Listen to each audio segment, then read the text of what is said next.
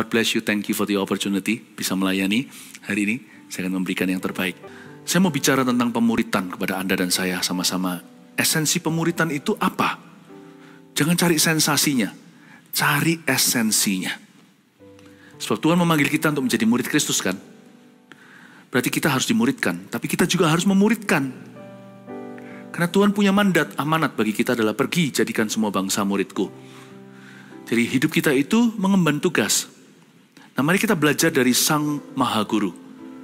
Our grand teacher, Jesus Christ, our master, Tuhan dan Juru Selamat kita, Guru kita Yesus Kristus. Gimana cara Tuhan memuridkan? Saya ajak Anda lihat sebuah kejadian, yaitu di Markus 6 ayat yang ke-35 sampai ayat 44. Markus 6:35, pada waktu hari sudah mulai malam, datanglah murid-muridnya kepadanya dan berkata, tempat ini sunyi dan hari sudah mulai malam. Suruhlah mereka semua pergi, supaya mereka dapat membeli makanan di desa-desa dan di kampung-kampung sekitar ini. Tetapi jawabnya, kamu harus memberi mereka makan. Kata mereka kepadanya, jadi haruskah kami membeli roti seharga 200 dinar untuk memberi mereka makan? Tetapi ia berkata kepada mereka, berapa banyak roti yang ada padamu? Cobalah periksa. Sesudah memeriksanya, mereka berkata, 5 roti dan 2 ikan. Lalu ia menyuruh orang-orang itu supaya semua duduk berkelompok-kelompok di atas rumput hijau. Maka duduklah mereka berkelompok-kelompok, ada yang 100, ada yang 50 orang. Dan setelah ia mengambil 5 roti dan 2 ikan itu, ia menengadah ke langit dan mengucap berkat. Lalu memecah-mecahkan roti itu dan memberikannya kepada murid-muridnya, supaya dibagi-bagikannya kepada orang-orang itu. Begitu juga kedua ikan itu dibagi-bagikannya kepada semua mereka. Dan mereka semuanya makan sampai kenyang. Kemudian orang mengumpulkan potongan-potongan roti 12 bakul penuh selain daripada sisa-sisa ikan. Yang ikut makan roti itu ada 5.000 orang laki-laki. Ayat yang ke-35 kita baca lagi. Pada waktu hari sudah mulai malam, datanglah murid-muridnya kepadanya. Sebelum malam tiba, masih siang terang, semua orang cukup dengan pengajaran. Murid-muridnya ya sudah murid-murid Yesus dari dulu. Tapi malam itu terjadi pemuritan yang luar biasa. Ada apa dengan malam? Justru ketika menjelang petang hari, secara profetik saya bicara ini. Ketika manusia dirudung masalah, ketika orang dilanda persoalan, ketika kita diperhadapkan dengan sebuah kebutuhan, itulah saat yang paling tepat, kesempatan yang paling emas untuk memuridkan. Bukankah kita dulu ini juga dimuridkan Yesus melalui permasalahan hidup, melalui tekanan hidup, melalui persoalan? Kita jadi dekat dan lekat dengan Tuhan itu, coba ingat. Karena apa? Karena di saat-saat itu kita dimuridkan oleh Tuhan. Dan Tuhan juga utus seseorang untuk memuridkan kita. Namanya gak tentu pemuritan, tapi ada orang yang menuntun kita, membimbing kita. Orang-orang yang berjasa, mereka yang mendoakan, mereka yang campur tangan. Sehingga kita gak sendirian melewati lembah kekelaman. Itu pemuritan yang organik namanya. Tapi di dalam gereja ada juga yang namanya pemuritan yang disengaja. Kalau kita bergantung hanya yang tumbuh sendiri, gak seberapa. Kenapa kita tidak berkebun ria? Seperti kebun anggur Yohanes 15, kita berbuah lebat. Lebat itu harus disengaja. Ranting yang kurang berbuah, yang kurang menghasilkan harus dibersihkan. Jadi jangan Anda bergantung apa yang sifatnya spontan. Jadi ternyata dimuridkan dan memuridkan itu bisa disengaja, bisa nggak disengaja, dan juga bisa disengaja pula. Alangkah baiknya kita sengaja. Alangkah baiknya. Dosa yang nggak disengaja dengan dosa yang disengaja mana lebih berat? Dosa yang disengaja. Pemuritan yang nggak disengaja dengan pemuritan yang disengaja mana lebih konsisten buahnya? Ya yang disengaja. Bukankah kita dulu pada waktu malam hari, ketika hari sudah mulai petang, di situ Tuhan datang. Ketika kita diperhadapkan dengan sebuah kebutuhan seperti 5.000 orang ini, mereka kelaparan, kelelahan, letih lesu. Bagaimana mereka bisa pulang dalam kondisi begini, bisa pingsan. They needed help. Mereka butuh bantuan. Pada waktu hari sudah mulai malam, datanglah murid-muridnya. Dan ini kesempatan pada waktu malam tiba, Yesus akan memuridkan ke-12 rasulnya. Yesus akan memberi mereka sebuah training yang mereka tidak duga. Dan kita akan pelajari ya, cara Yesus handle murid-muridnya itu, bagaimana kita memuridkan orang lain juga. Pada waktu hari sudah mulai petang, malam, datanglah murid-muridnya kepadanya dan berkata, tempat ini sunyi dan hari sudah mulai malam. Kenapa yang mereka lihat itu tempatnya? Kenapa yang mereka lihat adalah harinya? Tempatnya sunyi, harinya malam. Dari sini kita tahu bahwa pemuridan itu dibutuhkan. Karena hanya guru yang sejati yang bisa redirect atau bisa mengarahkan fokus murid-muridnya ke arah yang benar. Kita lihat itu lubang atau donatnya. Manusia cenderung untuk melihat permasalahannya, bukan kesempatan yang Allah berikan. Dibutuhkan kesengajaan, dibutuhkan orang-orang yang lebih senior dalam Tuhan. Dibutuhkan orang-orang yang berpengalaman, dibutuhkan orang-orang yang dekat sama Tuhan. Dibutuhkan orang-orang yang lebih penuh firman, lebih penuh Roh Kudus untuk menuntun kita. Karena kita ini semua adalah keturunan Adam dan Hawa, sudah jatuh nih daging ini, sudah rekaman dari sononya. Bahwa apapun yang kita lihat itu selalu lubangnya. Murid-murid juga sama, they meant well, mereka bermaksud mulia. Tapi lihat apa yang mereka fokuskan. Tempat ini sunyi, hari sudah mulai malam. Kok gak bisa mereka lihat ada Yesus di situ? Kok mereka gak peduli sama jiwa-jiwa? Mereka lebih cenderung menyelamatkan dirinya. Kelihatannya mulia, tapi kalau kita baca ternyata mereka ini was-was. Ayat 36, suruhlah mereka pergi. Disuruh pergi lagi, go away. Supaya mereka dapat membeli makanan di desa-desa dan di kampung-kampung sekitar sini. Nanti kalau ada yang pingsan, ada sesuatu terjadi, kami gak mau disalahkan. Kelihatannya mulia nih, mereka lapar loh ya. Tapi sebenarnya murid-murid ketakutan. Nanti atau kalau ada apa-apa terjadi gimana? Mereka bisa dituntut oleh orang. Suruh mereka pergi Tuhan, suruh mereka makan di kampung-kampung sekitar ini. Tapi Yesus bergerak di level belas kasihan. Mata Yesus itu melihat jiwa-jiwa. Dia gak peduli apakah ada roti. Mata orang beriman itu selalu nampaknya begini. Aku bisa melakukan sesuatu dalam situasi ini. Yesus segera akan mengajari murid-muridnya untuk pasang kacamata sorga. Kontak lensnya Tuhan. Tetapi jawabnya di ayat 37, kamu harus memberi mereka makan. Wow, mereka fokus ke tempat dan hari. Mereka juga lebih concern atau lebih peduli dengan nanti gimana, jangan sampai ada sesuatu yang buruk terjadi. Malahan suruh orang pergi, suruh beli makanan masing-masing di desa dan di kampung-kampung sekitar ini. Tapi Yesus lihat ya, yang menjadi subjeknya Tuhan. Dalam jawaban itu nyata, kamu harus memberi mereka makan.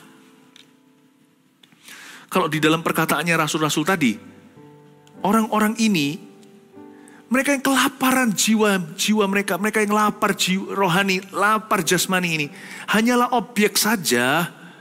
Tuhan harinya sudah petang, tempat ini jauh. Suruh mereka beli di kampung-kampung, makan sendiri. Mereka hanya objek, subjeknya itu tempat jauh, harinya sudah petang. Jangan sampai sesuatu buruk terjadi, nanti yang dituntut adalah kami. Kalau Yesus lain, subjeknya ada dua. Kamu harus memberi mereka makan. Pertama-tama Tuhan bilang mereka harus makan. Lalu Tuhan tunjuk pelayannya. Kamu yang memberi mereka makan. Subjek satu adalah mereka. Subjek dua adalah kamu. Fokus Yesus itu bukan kepada tempat sunyi, hari petang. Nanti orang ngomong apa. Atau concern sendiri, ketakutan yang tidak terbukti. Fokus Yesus adalah jiwa-jiwa. Mereka harus makan. You feed them, kamu yang memberi mereka makan. Itulah gunanya pemuritan yang sejati. Supaya kita itu punya fokus yang benar. Jelas lagi, mataku tertuju kepada Tuhan dalam segala perkara. Dibantu kalau kita mulai tersesat mata, kita mulai menyingkir ke kiri dan ke kanan. Mulai kita tidak pada porosnya atau poros kehendak Allah. Dimulai dengan mata kita mulai memandang sesuatu kecuali janji-janji Tuhan itu, disinilah dibutuhkan tangan pemuritan untuk mengarahkan kepalanya, wajahnya kembali melihat ke salib Kristus dan melihat ke jiwa-jiwa, kembali melihat kepada sorga dan melihat ke bumi. Datanglah kerajaanmu, jadilah kehendakmu di bumi seperti di sorga. Ini tangan pemuritan mengarahkan mata orang kepada Tuhan and what He can do through you. Apa yang Tuhan bisa lakukan melalui aku, melalui engkau dan aku. Itulah intisari pemuritan. Pemuritan itu bukan program dalam gereja. Pemuritan itu arah hidupnya. Tuhan mengarahkan mata mereka kepada jiwa-jiwa. Kamu harus beri mereka makan. Mereka harus makan. Mereka harus makan. Luar biasa ya, Tuhan sedang mengajari sesuatu kepada murid-murid ini. Untungnya hari sudah mulai petang. Di depan terbentang sebuah kebutuhan yang tak terhingga. Yang mereka tidak akan mampu secara manusia untuk memenuhinya. Tapi jawabnya, ayat 37, kamu harus memberi mereka makan. Kata mereka kepadanya, jadi haruskah kami membeli roti seharga 200 dinar untuk memberi mereka makan? Tetapi ia berkata kepada mereka, berapa banyak roti yang ada padamu? Cobalah periksa. Sesudah memeriksanya mereka berkata 5 roti dan 2 ikan. Masa Tuhan gak tahu sih? Tuhan tuh maha tahu. Tuhan tahu segala sesuatu. Nathanael belum datang aja Tuhan berkata, aku udah melihatmu di bawah pohon tertentu. Doa apa saya tahu. Inilah Israel sejati, tidak ada kepalsuan di dalam dirinya. Dia pergi ke Yeriko, ada orang dari jauh, langsung dia tunjuk, Sakius turunlah, aku mau menumpang di rumahmu. Belum kenalan, belum tahu itu orang siapa, karena Yesus adalah anak Allah, dia maha tahu. Masa dia gak tahu sih? Masa Tuhan gak tahu ada berapa banyak roti yang tersisa di sana? Bukan tersisa, tersedia. Tapi Tuhan tanya sama murid-muridnya, berapa banyak ya roti yang ada padamu? Cobalah periksa. Bukan supaya mereka datang dengan informasi, tapi supaya mereka mengerti. Pemuritan itu, intisarinya ini, mengajari kita, agar kita mengelola dulu apa yang kita miliki hari ini. Pemuritan itu gak dari langit. Pemuritan itu dari bumi. Kita lihat apa yang sudah kita miliki. Kita syukuri. Kita kelola itu. Pemuritan selalu mulai dari apa? Dari you and me. Saya kalau mau memuridkan seseorang, saya gak mulai dengan sesuatu yang muluk-muluk. Saya mulai dari orang itu. Dari kegagalannya, dari kelebihannya, dari kekurangannya, dari situasinya, dari isi hatinya. Saya mulai dengan dia, dari perasaannya, pemikirannya, lalu saya luruskan, saya fokuskan. Fokuskan ke Tuhan, dan fokuskan kepada amanat agungnya. Cara saya memuridkan gereja juga demikian. Memuridkan orang-orang secara langsung, maupun dari jauh menggembalakan secara media. Komitmen saya satu, saya akan selalu membantu orang lain menyadari. Biarkan Roh Kudus memakai saya untuk menyadarkan bahwa tidak ada orang yang tidak punya apa-apa. Kita semua minimal punya 1 talenta. Tuhan menciptakan kita dalam gambar dan rupanya. Berarti kita ini sudah punya kekayaan terpendam di dalam diri kita. Andai kata diaktifasi oleh Yesus Kristus ketika kita menerima Tuhan, itu menjadi senjata kebenaran. Andai kata kita diurapi sama Roh Kudus, itu akan menjadi sesuatu. Itu akan menjadi sesuatu yang bertumbuh. Tapi Yesus berkata, berapa banyak roti ada padamu? Coba periksa.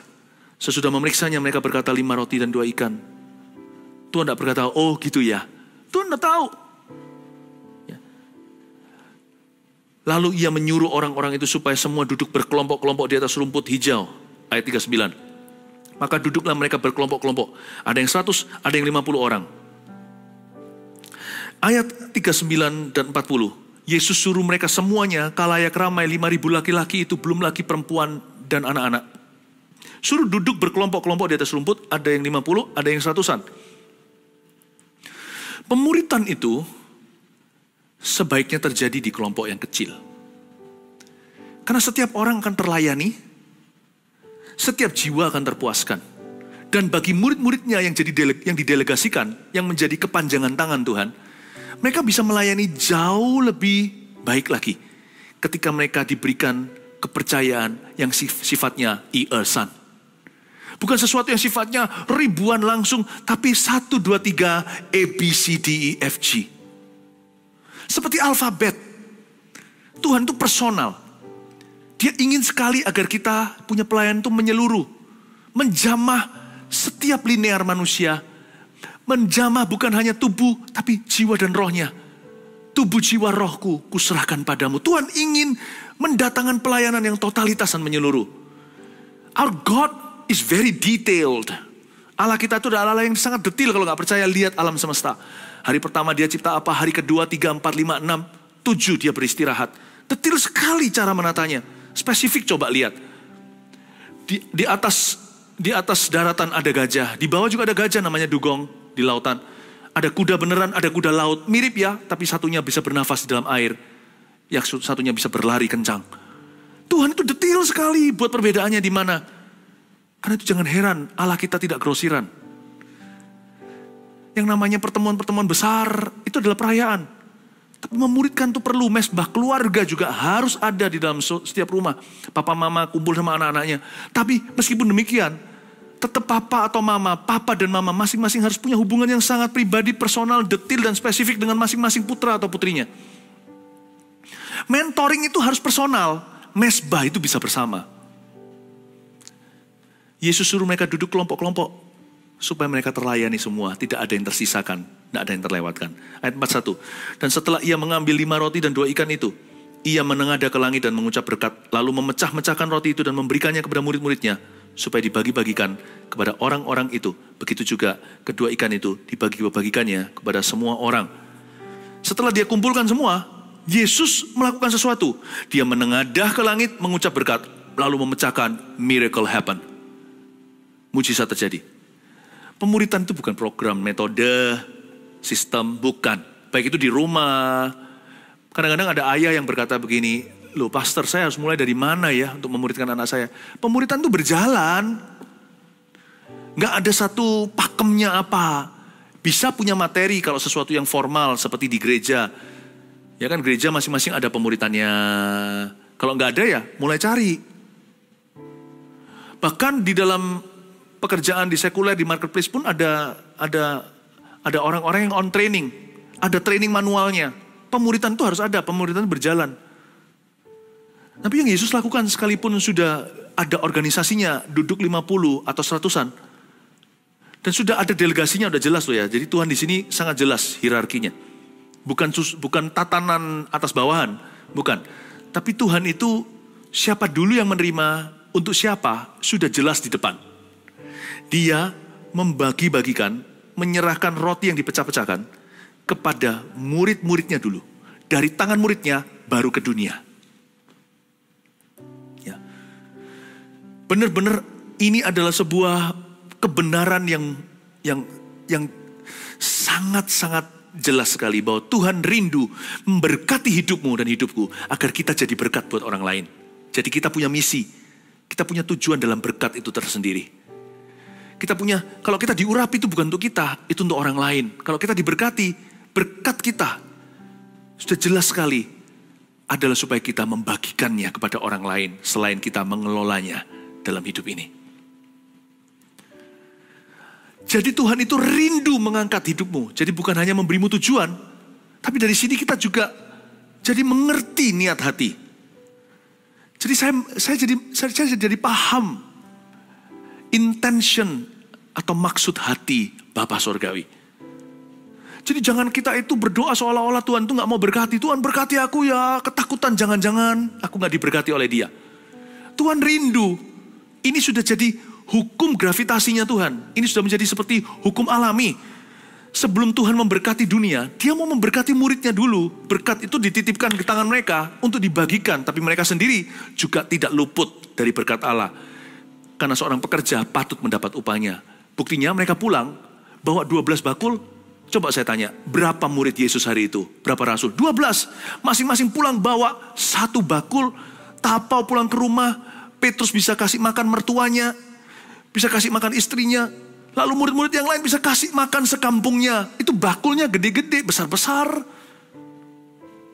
Dari sini kita tahu cara Allah bekerja. Kalau Tuhan memuridkan hidup kita itu, kita tidak akan kehabisan berkat. Asal jangan gini sama berkat. Juga jangan dihamburkan, semua hilang lalu kita minta-minta roti di jalanan, itu kebodohan. Kita harus mengelola, talenta itu di tangan kita, tidak berkurang. Kalau benar-benar kita kelola, dia akan bertambah. Buktinya, orang yang 1 talenta tidak dikelola, tetap 1, dia dihukum Allah. Orang yang 2, jadi 4. Yang 5, jadi 10, ditambah 1 lagi. Yang 1 itu tadi yang menyembunyikan di bawah tanah, dipindahkan talentanya kepada orang yang mengelolanya, dan yang paling banyak menghasilkan. Supaya orang yang mempunyai lebih banyak diberi, sehingga kelimpahan. Orang yang tidak mempunyai, yang pelit dan kikir dengan hidupnya, hidup hanya untuk diri sendiri. Orang itu apa yang dia kira dia miliki, diambil daripadanya, sehingga dia tidak memiliki apa-apa.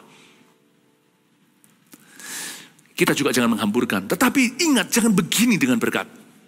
Lepaskan seperti ini. Berkat itu bukan hanya materi yang saya maksudkan, bukan hanya moneter atau uang. Waktu. Jangan hitung-hitungan. Talenta, karunia, takut salah. Orang lain membutuhkan. It's never about you. Bukan tentang dirimu dan diriku. Kalau kita disuruh mendoakan itu jangan takut nanti, aduh takut malu. Kenapa malu sih? Doa itu bukan performa. Mendoakan orang lain itu kebutuhan mereka. Jadi kalau kita mendoakan mereka, kita itu berguna. Jadi bukan tentang Anda dan saya. Jadi jangan gini sama berkat. Kita tahu sekarang lewat kejadian ini, cara Tuhan memuridkan hidup kita. Bahwa kita tidak pernah diberkati untuk diri sendiri. Kita tidak pernah berkarunia untuk diri sendiri. Kita tidak pernah diurapi untuk diri sendiri. Kita tidak pernah happy untuk diri sendiri. Kita bukan punya waktu supaya kita bisa kill time. Supaya kita bisa bunuh waktu sendiri atau sia-siakannya. Sekarang kita mengerti tujuan kita lebih tinggi. Tapi juga kita memahami bahwa Allah ternyata berniat memberkati.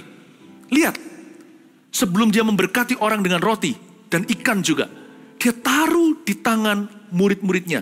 Dia memberikannya kepada murid-muridnya supaya dibagi-bagikan kepada orang-orang itu. Oh Lord, you want to bless me, thank you.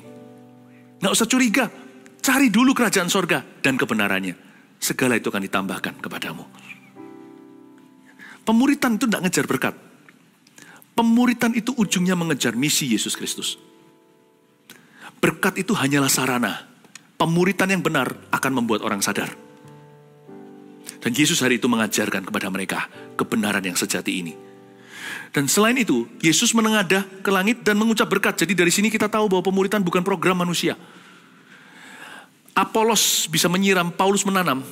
Bukan yang menanam atau menyiram yang paling penting. Yang paling luar biasa, yang paling penting, yang paling perlu adalah Tuhan yang membuatnya bertumbuh. Dan setelah ia mengambil 5 roti dan 2 ikan itu, ia menengadah ke langit dan mengucap berkat. Yesus mengangkat wajahnya ke atas dan mengucapkan berkat. Pemuritan itu, hasil pemuritan itu hanya di tangan Tuhan.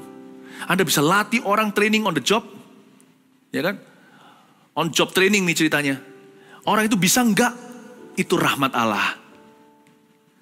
Buktinya Anda bisa latih orang ya juga nggak nyampe juga bisa otaknya. Ya, bisa aja kita membuat keputusan-keputusan yang bodoh setelah kita dilatih sekian lama. Semua itu anugerah Allah. Jikalau bukan Tuhan yang membangun rumah, sia-sialah orang membangunnya. Sama, kita bisa muridkan mati-matian. Hasilnya nggak seberapa. Karena itu Yesus menengadah ke langit karena dia tahu semua hasil pemuritannya, semua hasil usahanya, semua yang dipegang oleh tangannya dan dijamah oleh jari jemarinya, hanya Allah Bapa yang menumbuhkan. Berkat itu datangnya dari atas. Tidak ada seorang pun bisa mengambil sesuatu bagi dirinya kalau tidak dikaruniakan dari atas, kata Yohanes Pembaptis. Ketika mereka, murid-muridnya berkata, kenapa Yesus begitu berpengaruh? Yohanes berkata, itu semua karena dikaruniakan dari atas. You tidak bisa tiru. Makanya Yesus menengadah. Makanya Yesus menjadi manusia yang berdoa. Anak Allah, 100% Allah, 100% manusia. Yesus Kristus ini menjadi a man of prayer. Getsemani contohnya. Bukan hanya Getsemani, berkali-kali pagi hari muridnya bangun tidur, lihat Yesus di situ. Sampai murid-muridnya tergerak dan berkata, Tuhan ajari kami untuk berdoa. Karena mereka melihat dengan kasat mata, guru mereka adalah seorang manusia doa. Yesus mengucap berkat, dia gak bergantung dengan materi, dia gak bergantung dengan roti. Kita memuridkan juga gak bergantung dengan materi itu. Makanya itu seorang hamba Tuhan, saya sendiri praktekkan. Sebanyak-banyak saya memuridkan, lebih banyak saya berdoa. Minta Tuhan menumbuhkan. Karena saya hanya bisa menabur dan menyiram. Saya punya anak mau diajari gimana pun juga, tetap akhirnya kan tergantung mereka. Makanya saya bergantung doa. Menengadah ke atas dan mengucap berkat. Miracles don't come from discipleship. Miracles come from above. Mujizat bukan datang dari pemuritanmu. Mujizat datang dari sorga. Mintalah. Ayat 42. Dan mereka semuanya makan sampai kenyang. Kemudian mereka mengumpulkan potongan-potongan roti 12 bakul penuh. Selain daripada sisa-sisa ikan yang ikut makan roti itu. Ada 5.000 orang laki-laki. Mereka kumpulkan potongan roti 12 bakul. Ngapain sih? Kan terjadinya lewat mujizat. Dari 5 roti 2 ikan, semua makan. Masih ada sisanya. Mereka nggak tahu itu 12 bakul. Waktu dikumpulin, baru ketahuan. Ternyata 12 bakul penuh. Persis angkanya atau jumlah para rasul hari itu. Tapi ketika mereka kumpulkan sisa-sisa, mungkin beberapa menggerutu. Orang-orang ini buang-buang roti, lapar, nggak menghargai padahal dikasih for free. Mungkin ada muridnya yang begitu. Juga ada muridnya yang ngumpulin, nggak usah lah Tuhan, nggak usah lah. Mereka nggak berani aja, tapi mereka hanya bicara di hati. Aduh Tuhan nggak usah lah, capek loh kami, ini udah malam dari pagi tadi kan Tuhan ngajar. Terus sampai petang. Capek loh, udahlah roti gitu kan murah, di desa juga banyak. Udahlah dibuang, nanti kan juga ada burung yang bisa makan di sini. Toh nggak rugi, alam semesta bisa menikmati. Udahlah Tuhan, kami pergi di sini kan nanti akan ada coyote atau serigala-serigala kecil itu. Tikus pasti mau. Aduh capek loh Tuhan, ini kan nggak ada artinya. Segala sesuatu itu kelihatan sedikit sampai dikumpulkan. Setelah dikumpulkan baru tahu 12 bakul penuh. Kalau kita lihat, apa artinya cuma 1-2. Dikumpulin 12, satu lusin ternyata. Jangan remehkan perkara kecil. Guru yang sejati akan ajarkan anak-anak rohaninya. Anak kandung rohani murid-muridnya untuk menghargai perkara kecil. Micromanaging is the key to success in discipleship. Micromanaging, manajemen di skala mikro, kecil. Itu yang membuat perkara-perkara besar terjadi. Saya sampai hari ini, sekalipun saya diperhadapkan dengan lautan manusia. Kalau Tuhan, siapapun juga yang saya tangani sampai tuntas satu itu, saya kejar ke bulan. Dan saya ajarkan semua orang yang ada dalam pelayanan saya. Kalau follow up, harus benar. Saya ajarkan. Karena saya praktekkan. Kalau saya punya standar gitu, saya tidak kurangi standar pada orang-orang yang saya muridkan. Karena saya mau mereka jadi seperti saya minimal. Kalau bisa melebihi. Sama anak juga sama, perkara kecil, satu-satu perkara kecil. Bukan berarti jadi orang yang cerewet, ya kan? Yang rewel perkara-perkara kecil, bukan. Yang kayak begitu, kalau bicara soal view atau paradigma, saya ini berpikiran besar. Saya melatih diri saya demikian. Tetapi di dalam improving, di dalam pertanggungjawaban, dalam pertumbuhan, perbaikan, pembenahan, saya selalu tekankan di bagian mikrobanya. Saya detilin satu persatu, setiap kata saya pikirkan, setiap huruf bahkan. Yesus ajari murid-muridnya, hanya karena kamu dapatnya bebas biaya, gampang. Kan gini, segala sesuatu yang easy comes, easy goes. Segala sesuatu yang gampang tiba, gampang datang, mudah hilang. Tapi enggak, Tuhan ajarkan. Sekalipun ini gampang datangnya, kamu harus mempertanggungjawabkan sampai remah terakhir roti ini di bukit ini, semua bersih. Kalau kamu mau kasih ke tikus gitu ya, atau mau kasih ke burung nanti di pantai, kamu kasih sebagai bentuk kesengajaan. Bukan sebagai accident atau ketidaksengajaan atau kebetulan. Orang yang dimuridkan oleh Tuhan, setiap hidupnya itu by design. Heaven's design, dengan desainnya Tuhan. Nggak boleh ada yang begini, ya sudahlah, nggak apa-apa, toh, nggak ada toh. Ambil dulu, berikan kemudian.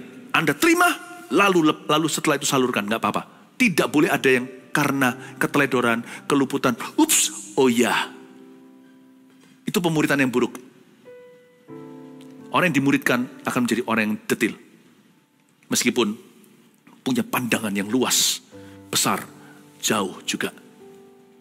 Hari itu Tuhan Yesus ajari murid-muridnya untuk menghargai roti yang kelihatannya cuman hanya tersebar di sana sini, sedikit sana, ada remah-remah. Dikumpulkan mereka tahu, wow, 12 kampung kami bisa makan. 12 bakul penuh. Yang ikut makan roti hari itu ada 5.000 orang laki-laki. Jangan buang sisa-sisa. Karena bagi orang yang dimurudkan oleh Tuhan, tidak ada sisa-sisa kehidupan dalam dirinya. Tidak ada sisa-sisa apa-apa. Dan waktu kita memuridkan, ajari untuk tanggung jawab itu jangan hanya di ABC sampai Z. Jangan hanya di ABC sampai Z. Karena saya tidak membesarkan anak kucing. Saya sedang membesarkan singa-singa. Semoga seperti singa dari Yehuda. Kalaupun anak domba, tidak besarkan domba jalanan, tapi besarkan domba-domba yang mendengar suara gembalanya. Discipleship. What a big word. Kata yang sangat besar. Tapi kalau kita mengerti poin-poin yang saya bagikan ini, your discipleship will be the closest thing to heaven in the lives of those you disciple. Pemuridanmu akan menjadi sorga terdekat di bumi bagi orang-orang yang Anda muridkan. Semoga anak-anak Anda merasa demikian. Semoga orang-orang di bawah Anda, di dalam dunia kerja Anda merasa demikian. Semoga orang-orang yang di bawah pelayanan Anda merasa demikian. Semoga Anda pun merasa demikian di bawah Tuhan. Haleluya. Amin.